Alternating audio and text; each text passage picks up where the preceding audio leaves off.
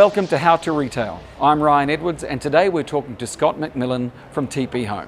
Let's head inside. My name's Scott McMillan. Meg and I own Tea Pea Home in Wellington. We've been going about 14 years, started in the craft area, so we would my wife was making a lot of product for babies and children, bed linen. We would be going into a lot of the markets. It's an incredibly hard, thankless, profitless venture, and so we'd be up at 5 o'clock in the morning, driving across the market, setting up. And so we started there. We built a little brand. Then we opened a little store in our home, which just locals came to, which was great. And then got a few other brands along with what we were doing. We then took that onto I built a little website in a little Apple product called iWeb, which isn't even available anymore, but it was kind of like, if you like it, email us. Set it all up, thought this was going to be the takeoff of our business, and sold effectively nothing. But we went to look at it all the time, which was nice. And then we got a better website, a proper e-commerce website. This was about 10 years ago. Then we finally took the big step into bricks and mortar, and Meg saw a store in our local village and said, we just have to have this. And that was kind of terrifying, because everything up to that had been done literally out of the housekeeping money. There was no capital at all. And so all of a sudden we had to go to the bank, get loans, put our names on leases, insurance, buying a heap of stock, and staff and everything. And sort of set up in the village. And then we took it into town about 5 years later. That was another big step for us, playing in the big city. And that was about 6 years ago. And then we've just continued to build from there. So yeah, it's good business. You went from a home business, yes. You went into the local village, and then you went into town. Those are two pretty major milestones in a business's growth. How did you have the confidence to do that? We started almost in reverse. A lot of people will start a retail store, bricks and mortar, and then they'll go, oh, we need online. So we started 10, 12 years ago the other way around, where online was in its infancy. So we were able to grow. First of all, it was the risks were really the stock we had for our markets. So look, if it all fell apart, well, we could just give all that stock away. We hadn't invested that much. The next step up was obviously investing a few $1,000s into a website. And through those two things, we built a brand where we were pretty comfortable of what we were selling, of our own product, but also some of the new product that we were sort of starting to bring in from other people. So we've created a pretty significant online store. It's taken us around 10 years to do that, of some failures and some real triumphs. We've created two physical bricks and mortar stores, which I think add a real credibility to the package. So they both kind of feed each other. People will see stuff online, they'll come in and ask for it. We get people coming from all around the country wanting to experience the physical stores. So they've seen us online, they've purchased from us online, and then if they're in Wellington, they will come and visit us. Online for us has grown through COVID exponentially. All of our, once we came out of lockdowns, all of our channels grew. But online has just exploded, and to the point where now, I did the numbers the other day, we've gone from 10% of our sales online now to 30% of our sales online. And that hasn't happened through the stores declining and then the percentage of online increasing. It's just they've all gone up. It's just that online's gone up that much. So through the lockdowns, the easing of the restrictions around online, it just went utterly crazy. So yeah, it's kind of our future, really. You talked about some triumphs and some failures with your websites. Can you tell us more about that? One of the things I've learned about the website is that I think a lot of people look at website as being a bit of a bolt-on to their bricks and mortar store. So we'll just put a few products online and we'll see how we go.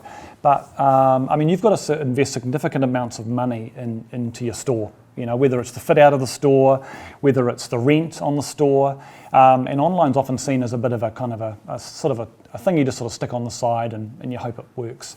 But you've actually got to put real money into your online store, and that might be through the technology that you take on, it might be through the apps that you bolt onto it, so it becomes more functional. It might be in terms of promoting it. The SEO stuff that's done, and some of that you can do yourself. I'm come from an advertising background and a digital background, so I can go to a point. But I struggle, and I need to hand over to people that know a lot more about the stuff than me. I do almost feel for the old generation of retailer that's struggling to get online, and how do you do it? And when you don't even really understand any of that world. Through Retail NZ, there are obviously ways of learning more about that. I guess you just got to find a really good developer that you trust, find a platform that works for you. But in terms of failures, I've more of failures around my ability on the website to do the right thing. I managed once to delete every single image, of which there were thousands, by clicking the wrong box, and all of the images disappeared off our website for about 3 weeks while I slowly loaded them all back. Weirdly, we still made some sales even though there were no images on the website. So that was terrifying. So, the technology is live. You just need to be careful what you do, and you just need to get good advice and work with really good partners. And they're out there, but there are also people out there that will charge you a hell of a lot of money to set up your website, and you may never see a return.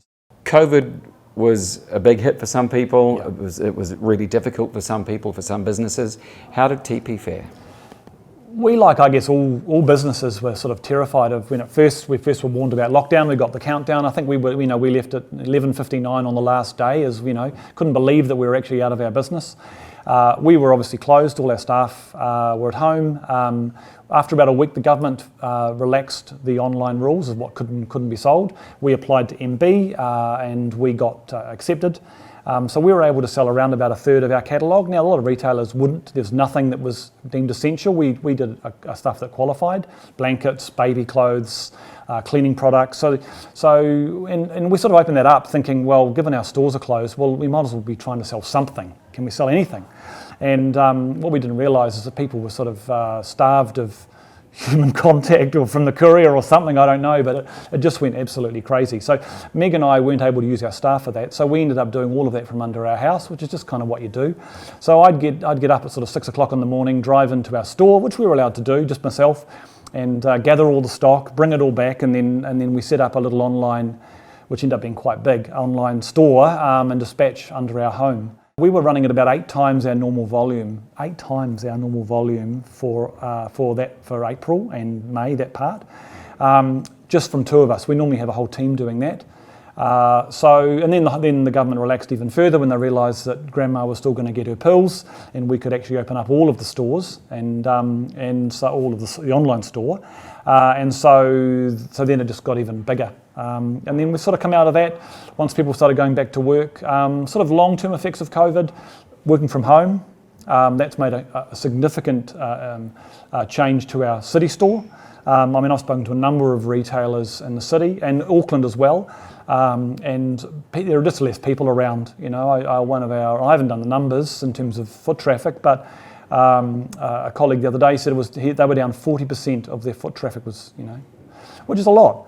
Our stores are trading well. Our city store's still trading well. However, the people that are coming in are feeling a bit richer through their house prices, through not being able to travel, and so they are investing in what we sell, which are homewares, and in themselves, accessories. So the people that are coming in are spending more. However, there are less of them coming in, and so that isn't, for me, it's not a great model. So we're great at the moment. Our suburban store has seen the opposite. More people coming in, so that makes sense. People are working from home and then coming into our village, and the online store is obviously exploding. So overall, it's a great picture. But city stores, and once again in Auckland as well, are suffering from lower foot traffic, and also councils are now pretty intent on moving cars out of cities, removing parks. Once again, just taking our customer and sort of literally driving them out of town. So that's going to mean that they're going to go out to the suburbs, out to malls where parking is free. So there are a number of challenges for central city retailers, and we're seeing it in Wellington, and we'll see more of it. How did COVID impact the supply chain? Those effects are still being felt. In fact, they're almost accelerating. We import probably around a little over half of our products. We do stock a lot of New Zealand product, although it's kind of our look. There's not a lot, actually. We'd love to stock more of it, but we don't there's a lot of country cottage stuff in New Zealand. We don't stock that, but we stock other brands. But we do about probably 50 to 60% of our product is imported. Those supply chains are pretty shredded. There are less ships coming in. They are less frequent. We've had stock coming from Asia where the ship was supposed to come to New Zealand and then decided it wouldn't. And so it just went to Australia, it got dumped off, and then we had to catch the next ship. So, we pre-order a lot of our products, so we're putting long lead times in now. We're also air freighting a lot more, so our freight cost as a percentage of our sale price now is probably 50% more than what it was. So we're wearing that at the moment because we just want the stock. But just the reliance on getting stuff in on ships is just, you just don't know where stuff is, and you want to please your customer. You don't want to make people wait forever. Everybody, I think, is relatively accepting of the fact that things are taking longer these days. But, as I say, it's costing us. It's definitely costing us in time and energy and certainly money, given that we're now air freighting more and more. At which point do you actually stop wearing the costs and you start putting it on the ticket price? We haven't put our costs up ourselves. Things that we are buying are going up. So some of the products we're buying are going up. Therefore, we've got to pass those costs on. Raw materials costs are going up. Look, like I think all retailers, it's a competitive market. You're trying to provide and things are worth a certain price, and then there's a tipping point to where they become less desirable.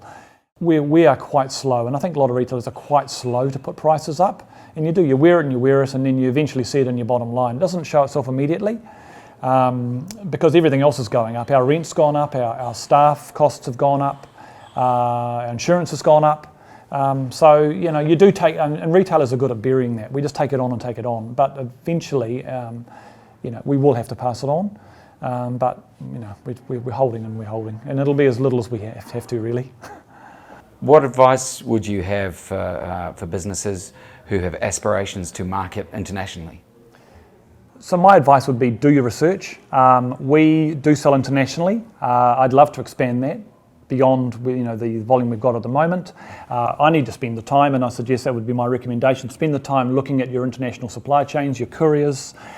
Look at the cost of insurance, try and get a good negotiated deal, because the biggest barrier to selling internationally is the cost of outward freight. Where you've got a customer spending $50 internationally and spending $70 to get it to their home, it either doesn't make sense, you lose the sale, or it's just the math doesn't work.